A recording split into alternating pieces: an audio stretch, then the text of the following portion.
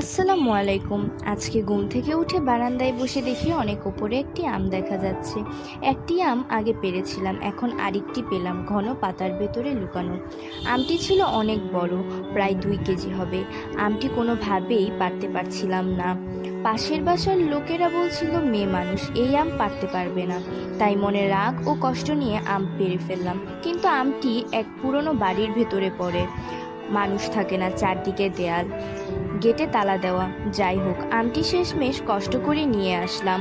আমাদের সমাজে এখনও ছেলে ও মেয়ের মধ্যে বৈষম্য করা হয়। এই বৈষম্য নিয়ে কত জ্ঞানী গুণীরাই কতই না সংগ্রাম করে গেছেন। বেগম রোকেয়া সমাজের নারী ও পুরুষকে এক গাড়ির 2টি চাকার সঙ্গে তুলনা করেছে।